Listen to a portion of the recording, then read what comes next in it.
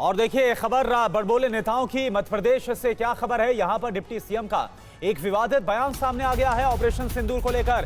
जगदीश देवड़ा ने कहा है कि सेना पीएम के चरणों में नतमस्तक है। एक कार्यक्रम में देवड़ा ने कहा कि देश प्रधानमंत्री के चरणों में नतमस्तक है। सुनिए। और पूरा देश की वो सेना, वो सैनिक उनके चरणों में नतमस्तक है। उनके चरणों में पूरा देश नतमस्तक है। उन्होंने जो जवाब दिया है उसकी जितनी सराहना की जाए, जितना कहा जाए, एक बार उनके लिए जोरदार ताली बजा करके। और पूरा देश की वो सेना, वो सैनिक उनके चरणों में नतमस्तक है। उनके चरणों में पूरा देश नतमस्तक है। उन्होंने जो जवाब दिया है उसकी जितनी सराहना की जाए, जितना कहा जाए, एक बार उनके लिए जोरदार ताली बजा करके। तो एमपी के डिप्टी सीएम की तरफ से यह विवादित बयान दिया गया है, जिसमें वो ये कह रहे हैं कि देश की सेना पीएम के चरणों में नतमस्तक है। यह दूसरा विवादित बयान है जो मध्य प्रदेश से अभी सामने आया है, क्योंकि इससे पहले कर्नल सोफिया कुरैशी को लेकर जो विवादित बयान दिया गया था वो मामला वैसे ही तूल पकड़ चुका है।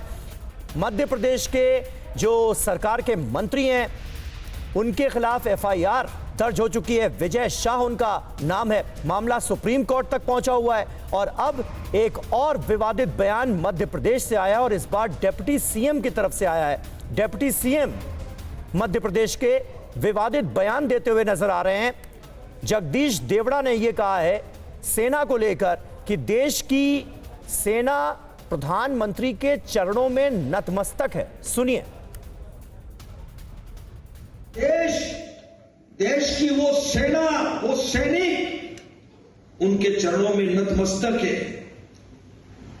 उनके चरणों में पूरा देश नतमस्तक है। उन्होंने जो जवाब दिया है उसकी जितनी सराहना की जाए, जितना कहा जाए, एक बार उनके लिए जोरदार ताली बजा करके। और पूरा देश की वो सेना, वो सैनिक उनके चरणों में नतमस्तक है। उनके चरणों में पूरा देश नतमस्तक है। उन्होंने जो जवाब दिया है उसकी जितनी सराहना की जाए, जितना कहा जाए, एक बार उनके लिए जोरदार ताली बजा। और शुभम गुप्ता हमारे संवाददाता इस वक्त हमारे साथ भोपाल से मौजूद हैं। शुभम, ये हो क्या रहा है? एमपी से अजब गजब बयान आ रहे हैं, विवादित बयानों की झड़ी लगी हुई है और सरकार में बैठे मंत्री, डिप्टी सीएम इस तरह के बयान दे रहे हैं सेना को लेकर। अभी विजय शाह का जो विवादित बयान है वो मामला ठंडा भी नहीं पड़ा और डिप्टी सीएम देवड़ा कह रहे हैं कि सेना पीएम के चरणों में नतमस्तक है।